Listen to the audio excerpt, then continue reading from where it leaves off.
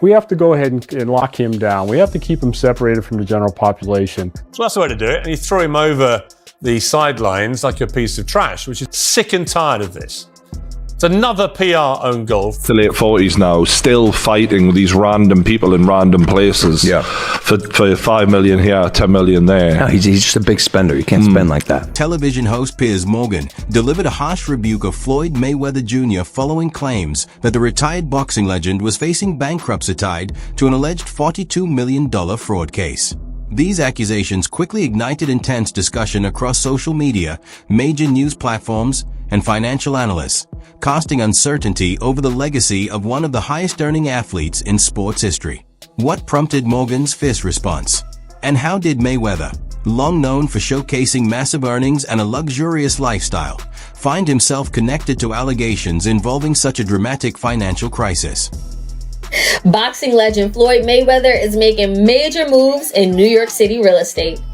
According to The Real Deal, the undefeated champ is under contract to buy a $402 million portfolio of affordable housing.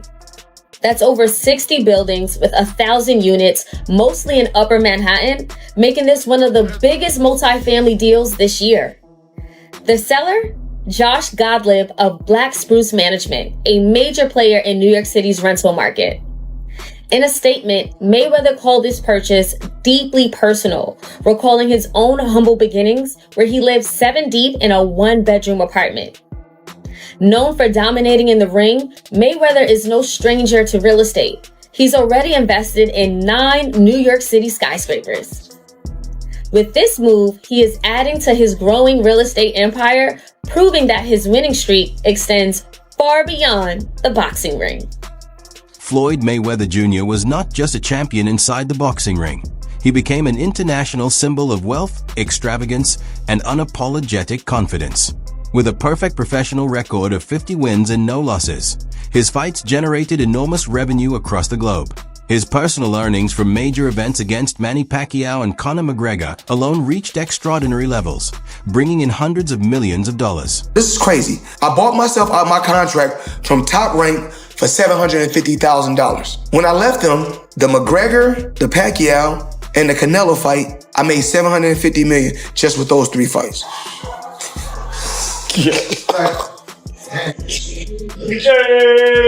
Floyd Mayweather is the most successful boxer in history with a 50-0 record and one of the wealthiest athletes of all time with $1 billion in earnings. But I bet you didn't know it all started with a $750,000 bet on himself. Here's the wild story. In 2006, Floyd Mayweather was 10 years into his boxing career and earning over $5 million per fight. At the time, Mayweather was signed to Bob Arum's Top Rank boxing promotion, a partnership which saw Arum get 25% of Mayweather's fight purse. But Mayweather wanted more, and in 2006, he turned down $8 million to fight Antonio Margarita and said he deserved $20 million to fight Oscar De La Hoya. Arum wasn't happy and wouldn't pay up, so Mayweather paid the $750,000 exit fee in his contract to leave Top Rank. Mayweather then went on to promote his own fights, earning a percentage of every ticket, hot dog, and beer sold at the event, and most importantly, all pay-per-views sold. And just 1 year later in 2007, after leaving Top Rank, Mayweather made $25 million for his win against Oscar De La Hoya. Now that's what happens when you bet on yourself. Floyd Mayweather Jr. gained attention for posting photos of cash stacks online, wearing watches valued at millions, and purchasing private jets without hesitation. He created a financial persona that seemed beyond reality. He grew into a brand, not just in boxing, but also through business ventures, endorsement partnerships, and exhibition events organized to produce massive earnings. What is it? What do people do for you? What gift could they give Floyd Mayweather? Oh, they bought watches like this. What in the world is that? Yo, I've never seen anything like that in my lifetime. Oh my Gifts. gosh. This is what we do. Just gifts. Yeah, right. Oh my gosh. Can I see that thing again? Oh my God, that's the most beautiful thing. I don't even want to go near it. Oh my God. Floyd Mayweather Jr. has often been celebrated for his massive wealth, with projections suggesting his lifetime earnings exceed $1.5 billion. Yet critics, including rapper 50 Cent, have questioned whether that fortune can endure. In a 2020 interview, 50 Cent claimed Mayweather's pattern of luxury spending had significantly reduced his reserves, indicating that his overall financial security might not be as solid as people believe. Does Floyd Mayweather, is he as rich as we think he is? No. So when we see the $1 million in the bag, that money, light money, like he can get his hands on that. Right. You know what I'm saying? Like if you can't, I need some of that light money then. Yeah, you know what I'm saying? Anytime like that, look, he is who he is. You can't discredit who he is. Like, and again, I'll tell you, like, I don't mind, telling the truth in situations like this. Despite the flawless public persona, serious concerns were quietly emerging. Financial experts had long warned that excessive spending, risky investment decisions, and a lack of reliable long-term income can put even enormous fortunes at risk. In Mayweather's situation, those warnings now seem to be turning into reality. Posed for this, or was this just... I guess it's something that they just made up. Something made up. Do you think they're going to paint over that when it goes as everyone seems to think it's going to go? I'm pretty sure. Yeah. You should buy that gym from him and knock it down with a wrecking ball. We can do that. That would be something you could. We can do that. You could potentially make. How much money could you reasonably walk out of this fight with? 350 million. $350 million. Yes. Wow. I know you love money, right? I mean, it's cool. It's cool. Yeah. It's cool. How did you get the nickname Money? Did you name yourself Money, or was somebody else? They just started calling me it. They just started calling it. You always have a lot of money with you. A little bit. Yeah. I have a picture of, this is from Instagram. You're on what looks like a private plane, just with a whole... No, my private plane. Your private plane, sorry. With a whole lot of money, and it looks like a couple of bowls of ketchup, maybe, also. No. Are you eating this money? Those are cup holders. Oh, those are cup holders, okay. Okay. Sorry, I don't have a private plane. You didn't flew on me. What do you do with all this money? I mean, like, do you actually use it? I mean, are you using the cash? And, cash is king. Do you have an ATM card? I'm the human ATM. Although his public image appeared flawless, serious financial questions were quietly emerging. Financial specialists had repeatedly warned that excessive spending, risky investments, and limited long-term income streams can place even massive fortunes in danger. In Mayweather's situation, those warnings now seem increasingly justified. Floyd Mayweather Jr., the undefeated boxing legend, drew attention again after committing to a major real estate acquisition in New York City. In October 2024, he agreed to purchase more than 60 affordable housing buildings in Upper Manhattan for approximately $42 million. The portfolio includes over 1,000 residential units and represents one of the largest multifamily housing deals the city has witnessed in recent years. There's a flex happening with Floyd Mayweather that we were all cheering and congratulating him from, but we might need to put a pin in that as some evidence comes forward that things may not be how they seem. So a couple weeks back, I talked about it here on the show. Floyd Mayweather said he dropped $402 million on 62 Manhattan rental buildings. But Business Insider went and did the research. They did their Googles, and they said they couldn't find any receipts that this is true. There were no deed transfers, no public records, nothing. They made some phone calls to owners, and they could not find any information regarding this transaction. Floyd has gone on interviews and discussed it. Of course, 50 Cent dropped in with his troll thing and put the interview up and the information about it and said he bought them in his imagination. Same place he read all those Harry Potter books, because 50 gone 50. My question is, does Floyd was he swindled in some sort of business deal? Initial court documents and investigative reports suggest that Floyd Mayweather Jr. allocated hundreds of millions of dollars to ventures overseen by unverified financial advisors, some of whom are now facing criminal charges. According to these findings, the investments were made without proper supervision or detailed due diligence, something seasoned investors would view as a devastating financial mistake. I mean, Floyd Mayweather, in this article, it states that he's spending $402 million in real estate investment in a 1,000-unit affordable housing portfolio in Upper Manhattan. The portfolio includes over 60 buildings and is one of the city's largest real estate deals of the year. Wow. Well, thank you, Floyd Mayweather, for investing into New York real estate. Early legal documents and investigative reports indicate that Floyd Mayweather Jr. invested hundreds of millions of dollars in projects managed by unverified financial advisors, several of whom are now facing criminal allegations. These deals were reportedly made without proper evaluation, a mistake that experienced investors would consider highly reckless. Despite ongoing financial scrutiny, Mayweather continues to project his money persona through his lifestyle.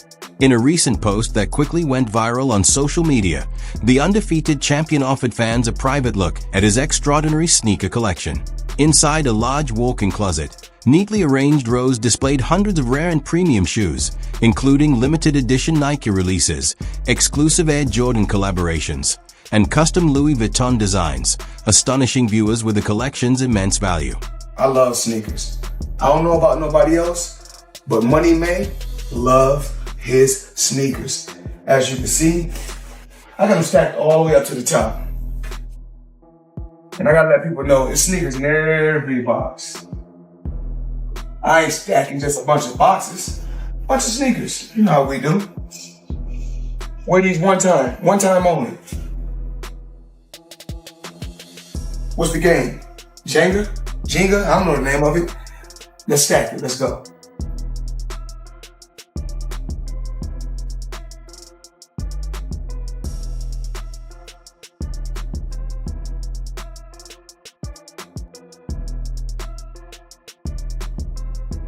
You know, it's dangerous up here. It don't look high, but it's high. Let's stack.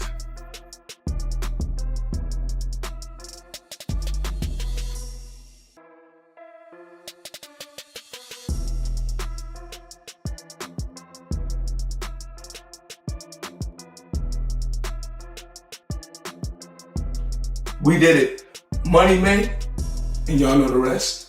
Piers Morgan has repeatedly expressed criticism of Floyd Mayweather Jr.'s post-retirement exhibition fights, leaving little doubt about his disapproval. While specific quotes from Morgan are not widely circulated, his viewpoint reflects that of many traditional boxing fans who argue that these high-profile showcase bouts may undermine the legacy Mayweather built over decades. I'm the pioneer of all of this. You are the pioneer. This all started with the Mayweather-McGregor. I started this. So, and then remember, I done an exhibition over in Tokyo, then everybody, you see all the professional fighters. So I'm happy that I was able just to do something different and put eyes on me where everybody can do it. Oh, well, you know, I take my hat off to Chef Ed Sr. He's a legend in the sport of boxing. He's one of the guys that opened up the door for myself. But, of course, I'm still in tip-top condition. And he's a lot older now, you know. Even when we was younger, that would have been a great matchup. But you just you never know. I heard that he posted us and talked about us doing a fight. But I'll be in a no-win situation if I did that. Floyd Mayweather Jr. has taken part in multiple exhibition bouts against opponents from outside professional boxing, including social media influencers and notable public figures. Although these events have generated considerable revenue, critics argue they provide limited real competition and might undermine the sport's credibility. Floyd is somebody since I'm 8 years old. This was my idol. It is a tremendous honor, but make no mistake, June 11th, I'm bringing bad intentions to that man, and I don't care if an exhibition or not. You signed to fight me, it's no quarter, so it's kill or be killed. Another big event, I'm pretty sure it's going to be a crazy crowd, I'm pretty sure, but I've been here so many times, you know, I've been fighting since 1987 to now, so I know what it takes when, you know, at any level, so I'm just happy to be here. I watched every one of his fights. I've never seen anybody throw combinations with the intent and the speed and the accuracy of that man, and I was captivated from that night on. So I've been Team Mayweather since I'm 9 years old, but like I said, when it's time to get to business, we're gonna get to business, and we're gonna fight. I will continue to have fun, entertain, until I'm ready to say, you know what, enough is enough. In response to the criticism, Floyd Mayweather Jr. has expressed no remorse for participating in exhibition fights. He often describes these events as entertainment-driven spectacles designed for fan enjoyment rather than competitive contests. Despite objections from some observers, Mayweather continues to draw massive audiences and generate significant income from these appearances. For instance, he reportedly earned approximately $20 million for a 6-minute exhibition against Japanese MMA fighter Mikuru Asakura, highlighting just how lucrative these events can be.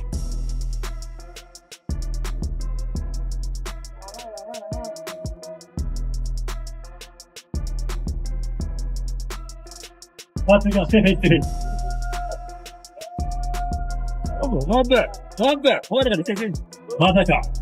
この二人が相まみえるとは。去年のこの舞台で誰が想像していたでしょうか。こんな特別な力もあります。 In a recent exhibition versus John Gotti 3, Floyd Mayweather Jr. demonstrated his enduring skill, controlling the fight and showing that even after retirement, he remains a dominant force in the ring. Sports analyst Stephen A. Smith cautioned that such exhibition bouts could threaten Mayweather's legacy, seeing them more as entertainment than serious boxing contests. Smith suggested that Mayweather should limit his opponents to those who have genuinely earned the right to face a legendary boxer. Floyd Money Mayweather retired from boxing 50-0. That individual that he was fighting right there is the grandson of the late infamous mobster John Gotti. I am not aware of John Gotti III having any real kind of boxing background. I did not see the fight, although I heard he lost every round and Floyd Money Mayweather was whipping him pretty good. I was not there. I did not see it. I do not know. Here's what I do know, which is where my disappointment comes from. When you are as great as Floyd Money Mayweather, everybody doesn't deserve to be in your space. Prominent figures in the boxing world have voiced concerns about Floyd Mayweather Jr.'s choice of opponents and the structure of his exhibition matches. Stephen A. Smith criticized Mayweather for taking on challengers who have not demonstrated the skill or credentials to compete with a fighter of his caliber. He emphasized that these events blur the line between genuine competition and entertainment, remarking, "This is not a movie. He's so elite. He's so phenomenal. You don't deserve to be in that arena with him unless you've earned it." I talk about on the street anything like that. Boxing is your thing. Ladies and gentlemen, you can't see just anybody on the basketball court playing against LeBron James. He won't do it. He doesn't have to. It's a waste of his time. You might see footages of Dwayne Wade training his son. You don't see Dwayne Wade playing against just anybody. He's not doing it. You haven't earned that privilege. It's a privilege to be in the company of greatness, in their venue, in their habitat, in their specialized, home, per se. Floyd Money Mayweather should not be letting just anybody in the ring with him. That's my only point. Similarly, former opponent and promoter Oscar De La Hoya criticized Floyd Mayweather Jr.'s exhibition against John Gotti III, describing the fight as embarrassing. De La Hoya urged Mayweather to consider the long-term effects on his legacy, saying, "You have to stop embarrassing yourself with these exhibitions." Floyd Mayweather fought another exhibition against Gotti last Saturday. A real the crowd booing in the arena at the end. But in the middle of the second round, Floyd literally had the referee swapped out. He didn't like that the referee told him to stop hitting behind the head. Floyd is used to having the refs do whatever he wants, and he wasn't getting his way this time. It was so embarrassing. Floyd, you're 50 years old. You're a legend in the sport. I've stood up for you in countless interviews, including Shannon Sharp's podcast last week. But you have to stop embarrassing yourself with these exhibitions. I know life is hard. I know life is expensive. But come on, dude, put your legacy first. Nobody wants to remember you like this. And it gets worse. Your jeweler filed a lawsuit against you in Miami. And many are saying you're gonna have to sell off your assets. I hate seeing this happen, bro. Piers Morgan has often voiced criticism regarding the inclusion of transgender women in women's sports, arguing that it presents challenges related to fairness and safety. He claims that biological factors like muscle mass and bone density provide advantages that hormone therapy cannot fully remove. Morgan has referenced cases such as transgender Paralympic sprinter Valentina Petrillo to highlight his concerns about preserving competitive integrity in women's athletics. She is a transgender non-binary. Well, how can you be transgender and non-binary? Because that's what they are. I thought non-binary meant you were neither one nor the other. Male to female, female to male. Turns out the non-binary is not the same as transgender, or it is. I don't want to put words in their mouth, but I would say that's probably because they're not allowed to take the correct amount of testosterone because they are still playing in the women's team. The other half of this is what if they don't compete against women born to female bodies, what happens to trans athletes? Now, I think there's one of two things you can do. Either they compete against their biological sex, which most of them have done anyway for many years, actually never as successfully And they as wouldn't they have do to when they reduce compete against women, their which I think level. is the argument right there. Or you create an entirely new category. There are more and more, as you said, at grassroots level, you create an entirely new category for trans athletes to compete against other trans athletes. On a televised panel, Piers Morgan challenged the fairness of allowing transgender athletes in women's competitions by proposing a scenario. If Floyd Mayweather Jr. were to identify as a woman, should he be allowed to compete against female fighters? In response, transgender rights expert Joanna Harper affirmed that it would be permissible, explaining that adhering to weight class regulations would make such participation acceptable. Morgan rejected this idea outright, describing it as ridiculous and voicing concerns over the potential safety risks of a fighter with Mayweather's experience and power entering women's matches. Would you allow, somebody like Anthony Joshua to box in women's boxing in a year's time if he had the treatment? There's a weight category issue. I'm not sure about the weight categories. He'd be a lot bigger than any woman, but if he was in a woman's size weight category, yes, I would. You would let Floyd Mayweather, crazy. who is pound for pound the most successful boxer in male history, you would let him in a year's time compete at the same weight against women?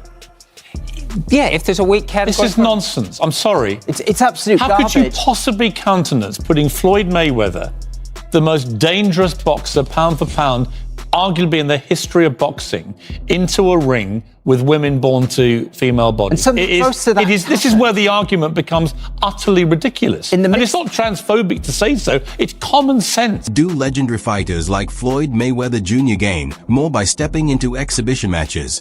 Or would it be wiser for them to preserve their perfect legacy by staying retired? Let us know your thoughts in the comments below.